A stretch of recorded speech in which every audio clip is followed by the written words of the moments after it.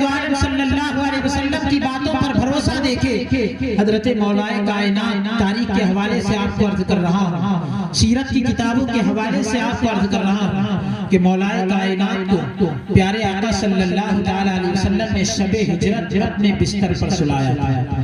شب ہجرت یعنی ہجرت کی رات جب سرکار دو جہاں صلی اللہ علیہ وسلم مکہ مکرمہ سے مدینہ طیبہ جا رہے ہیں تو آپ نے جو ہے ساری امانتیں مولا کائنات حضرت علی کرم اللہ وجہہ الکریم کے حوالے کر دی، کیونکہ کافر اور مشرک لوگ آپ کو صادق اور امین جانتے تھے، اس لیے اپنی ساری امانتیں پیغمبر اعظم صلی اللہ علیہ وسلم کی خدمت مبارکہ میں رکھتے تھے۔ عزیزان ملت اسلامیہ، سرکار دو جہاں صلی اللہ علیہ وسلم اب جب مکہ مکرمہ سے مدینہ پاک کی طرف جا رہے ہیں، مدینہ پاک کی طرف جا رہے ہیں سرکار دو جہاں صلی اللہ علیہ وسلم، تو ساری امانتیں مولا کائنات کے سپرد کر رہے ہیں اور کیا کہہ رہے ہیں کہ صبح جو ہے یہ ساری امانتیں جن کی امانتیں ہیں ان تک پہنچا کر تم مدینہ پاک آ جانا۔ کیا کہا؟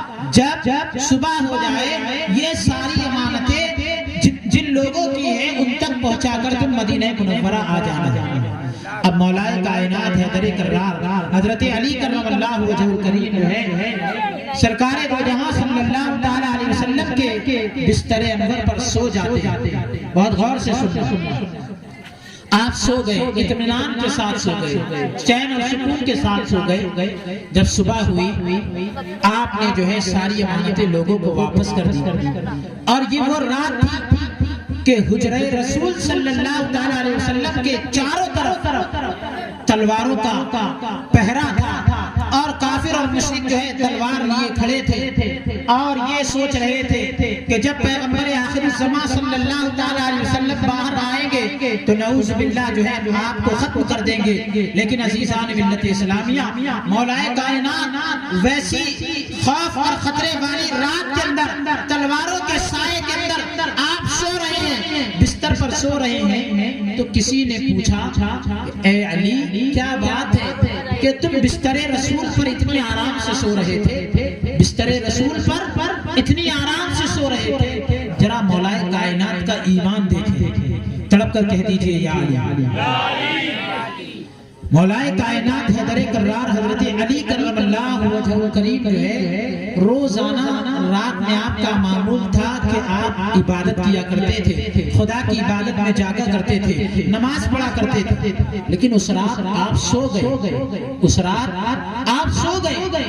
لوگوں نے پوچھا اے علی کیا بات ہے، تم روزانہ نماز پڑھا کرتے تھے، آج سرکار کے حجرے میں تم آرام کرنے کے لیے چلے گئے اور اپنے معمول کو بدل دیا، تمہارا جو شیڈول تھا، تمہاری جو روٹین تھی اس کو بدل دیا، نماز پڑھنے کے بجائے تم سو گئے۔ مولا کائنات فرماتے ہیں کہ میرے آقا نے فرمایا تھا اے علی تم جو ہے میرے بستر پر سو جانا اور صبح اٹھ کر لوگوں کی امانتیں واپس کر کے مدینہ پاک آ جانا۔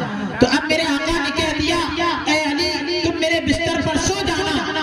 اب جب میں روزانہ عبادت کرتا تھا تو میرے لیے عبادت کرنا افضل تھا، لیکن جب آقا نے کہہ دیا کہ سو جانا تو اب سونا میرے لیے سب سے زیادہ افضل ہو گیا۔ اب جو ہے عبادت کرنا افضل نہیں ہے، سرکار کی اطاعت اور سرکار کے حکم پر عمل کرنا یہ اصل چیز ہے، سرکار کے حکم پر عمل کرنا یہ اصل چیز ہے۔ حالانکہ نماز سے بڑھ کر کون سی عظیم چیز ہوگی، لیکن آپ نے کہا کہ میرے آقا کا حکم ہے سو جانا، میں سو گیا۔ اب سونا عبادت ہے، نماز پڑھنا عبادت نہیں ہے، کیونکہ آقا نے کہا تھا سو جاؤ، تو جس کے حکم سے ہم نماز پڑھتے ہیں اسی کے حکم سے میں سو گیا۔ اور مولا کائنات فرماتے لوگوں جانتے ہو میں روزانہ سوتا تھا تو اتنے چین اور سکون سے نہیں سوتا تھا، کچھ رات عبادت کرتے، کچھ حصہ رات کا کچھ حصہ عبادت کرتے تھے اور کچھ حصہ سو جایا کرتے تھے۔ مولا کائنات فرماتے ہیں کہ جس حصے کے اندر میں سویا کرتا تھا اتنے چین اور سکون سے کبھی نہیں سویا جتنے چین اور سکون سے آج کی رات سویا۔ لوگوں نے پوچھا کہ چاروں طرف تو موت منڈلا رہی تھی، چاروں طرف خطرات منڈلا رہے تھے، لیکن عزیزان محترم آپ آپ نے دیکھا کہ جس طرح سے مولائے کائنات حیدر کرار کے جیالے حضرت سیدنا امام حسین رضی اللہ تعالیٰ عنہ نے کربلا کے میدان میں اپنی جانثاری کا ثبوت پیش کیا ہے، اپنی جواں مردی کا ثبوت پیش کیا ہے کہ شاعر کہتا ہے نہ مسجد میں نہ بیت اللہ کی دیواروں کے سائے میں نماز عشق ادا ہوتی ہے تلواروں کے سائے میں، نماز عشق ادا ہوتی ہے تلواروں کے سائے میں۔ مولا حسین نے تلواروں کے سائے میں نماز ادا کی، مولا علی نے تلواروں کے سائے میں رات اطمینان کے ساتھ بسر کی۔ تلواروں کا انہیں کوئی خوف نہیں ہے، کس لیے خوف نہیں ہے؟ مولا علی کی زبان سے سنے، میں اپنی زبان سے سناؤں گا تو شاید اس میں کچھ غلطی ہو سکتی ہے۔ مولا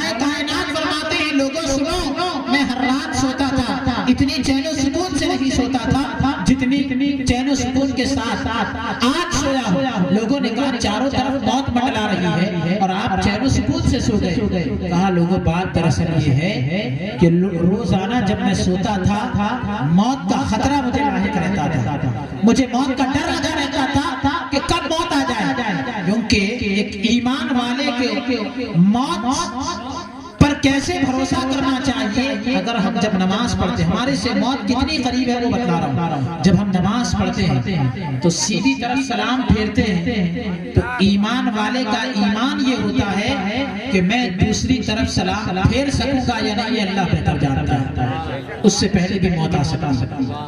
موت ہمارے اتنے قریب ہے، ہم کہتے ہیں کہ کل تو اچھے تھے، پچھلے مہینے تو ہم سے شادی میں ملاقات ہوئی تھی، پچھلے مہینے تو جلسے میں ملاقات ہوئی تھی، اچانک کیسے چلے گئے؟ لیکن موت ہم سے اتنی قریب ہے، اتنی قریب ہے، ہم نے نماز میں سیدھی طرف کا سلام پھیر دیا تو دوسری طرف کے سلام پھیرنے کا ہمیں بھروسہ نہیں ہوتا، اللہ کی ذات پر بھروسہ ہوتا ہے کہ کب موت آ جائے اور اللہ سے ملاقات کے لیے چلے جائے۔ تو مولا کائنات فرماتے ہیں کہ روزانہ جب میں سویا کرتا تھا موت کا خطرہ، موت کا ڈر مجھے لگا رہتا تھا، لیکن آج کی رات جب میں سویا ہوں موت سے بے فکر ہو کر سویا ہوں، کیونکہ میرے آقا نے فرمایا تھا اے علی یہ امانتیں تم رکھو، جب صبح ہوگی مدینہ پاک آ جانا، لوگوں کی امانتیں واپس کر کے آنا۔ تو علی کا ایمان یہ کہتا ہے کہ جب تک علی مدینہ پاک نہیں پہنچے گا موت علی کے قریب نہیں آ سکتی۔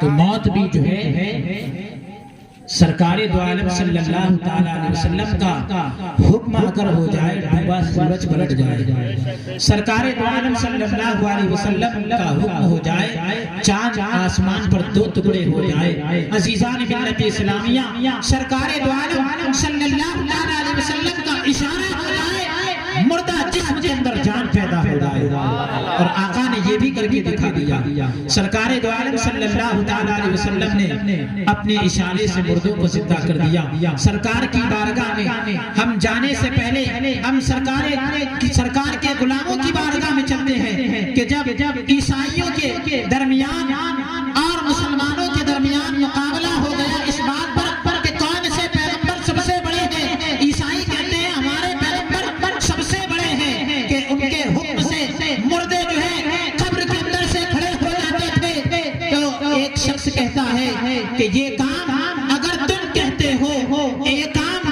اسی بات کی وجہ سے اگر تم اپنے نبی کو افضل جانتے ہو اور سب سے بہتر جانتے ہو تو آؤ ہمارے نبی کے غلام کے پاس چلتے ہیں۔ حضور سیدنا شیخ عبد القادر جیلانی غوث اعظم رضی اللہ تعالیٰ عنہ کی بارگاہ میں چلتے ہیں۔ آپ فرماتے ہیں کہ کئی سال پرانی قبر کے پاس آ جاتے ہیں اور کہتے ہیں کہ موسیٰ حضرت عیسیٰ علیہ السلام جب کوئی شخص مر جاتا تھا کہا کرتے تھے قم بإذن اللہ، اللہ کے حکم سے کھڑا ہو جا، وہ مردہ کھڑا ہو جاتا تھا۔ غوث اعظم قبر کے پاس جاتے ہیں، ٹھوکر مارتے ہیں اور کہتے ہیں قم بإذنی، میرے حکم سے کھڑا ہو جا۔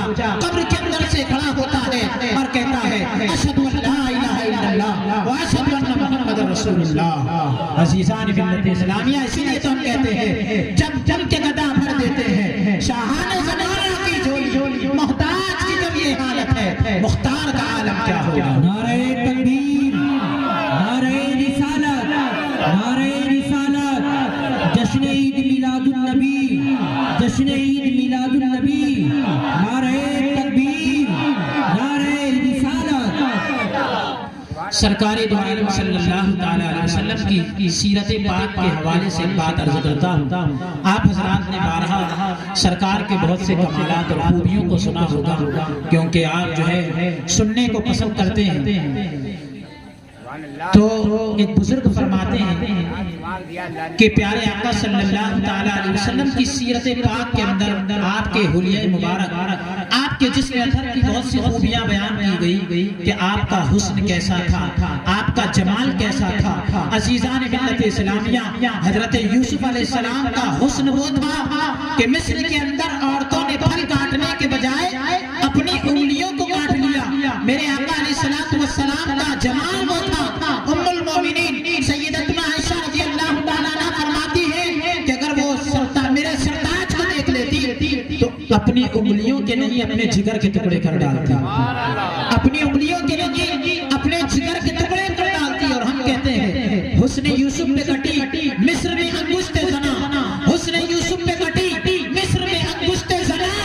سر کٹاتے ہیں تیرے نام پہ مردان عرب، سر کٹاتے ہیں تیرے نام پہ مردان عرب۔ تو سرکار دو عالم صلی اللہ تعالی علیہ وسلم کی بہت سی خوبیوں کو بیان کیا گیا کہ آپ کی زلف باللیل، اس کے اندر نہ بہت سیدھا پن تھا اور نہ بہت گھمریالا پن تھا، وہ درمیانی تھے، نہ بہت سیدھے تھے نہ بہت گھمریالے تھے، بلکہ درمیانی تھے۔ سرکار دو عالم صلی اللہ تعالی علیہ وسلم کے حسن کی جب بات آئی تو آپ کے حسن کے اندر ایک قسم کی ملاحت تھی کہ جب انسان آپ کو دیکھتا تو ایمان والا تو کیا، جب کوئی باہر سے کافر و مشرک آتے آپ کے چہرے کو تکتے رہتے تھے، آپ کے چہرے کو دیکھتے رہتے تھے۔ آپ کا چہرہ چاند سے زیادہ خوبصورت تھا، آپ کا چہرہ چاند کی روشنی سے زیادہ چمکتا تھا۔ سرکار دو عالم صلی اللہ تعالی علیہ وسلم کا حسن تو یہ بیان کیا گیا۔ عزیزان محترم، جب باری آئی سرکار دو جہاں صلی اللہ تعالی علیہ وسلم کے مبارک قد کی، جس کو ہم ہائٹ کہتے ہیں، قد کی جب بات آئی، روایت کے الفاظ ہے کہ سرکار دو جہاں صلی اللہ علیہ وسلم نہ بہت لمبے تھے اور نہ بہت پست قد تھے، نہ بہت اونچے تھے اور نہ آپ کا قد بہت کم تھا۔ عزیزان ملت اسلامیہ،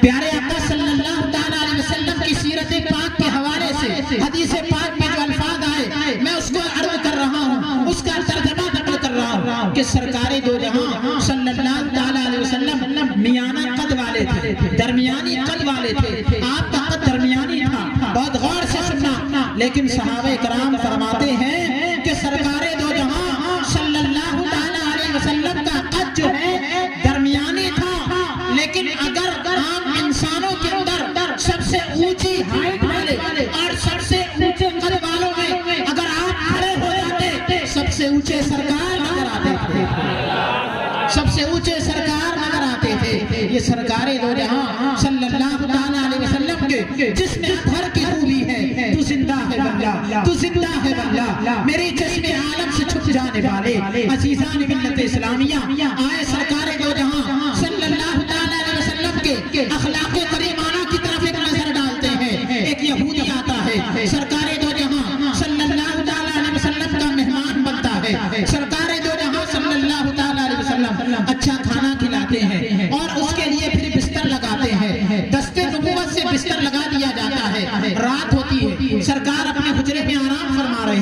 ہیں اور وہ مہمان اپنے مقام پر آرام کر رہا ہے۔ عزیزان محترم، جب بات آئی، رات گزر گئی، بات گئی ہوئی، بات گئی آ گئی۔ عزیزان ملت اسلامیہ، وہ یہودی رات کے ایک حصے میں اس بستر کو ناپاک کرتا ہے اور چلا جاتا ہے، بستر کو ناپاک کرتا ہے اور چلا جاتا ہے، بہت دور چلا جاتا ہے۔ جب صبح ہوتی ہے تو اسے یاد آتا ہے کہ میں اپنی ایک قیمتی تلوار چھوڑ کر آیا ہوں، میں اپنی ایک قیمتی تلوار چھوڑ کر آ گیا۔ وہ تلوار اتنی قیمتی تھی کہ اس نے سوچا کہ میں جاؤں یا نہ جاؤں، کیونکہ میں تو ایسا کام کر کے آیا ہوں کہ منہ دکھانے کے لائق نہیں، میں تو ایسا گھناؤنا کام کر کے آیا ہوں کہ اب اس بارگاہ میں منہ تک نہیں دکھا سکتا۔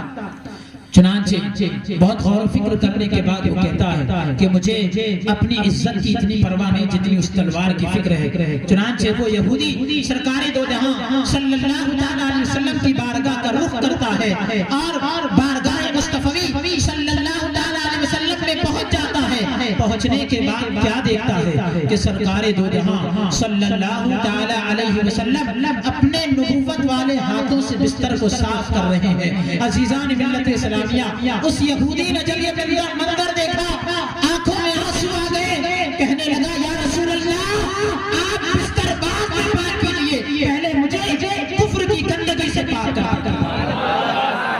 کلمہ پڑھ کر مسلمان ہو گیا۔ عزیزان ملت اسلامیہ، یہ میرے آقا کی شان ہے، آپ کے اخلاق کریمانہ سے اسلام دنیا کے چار کونوں کے اندر پھیلا ہے۔ عزیز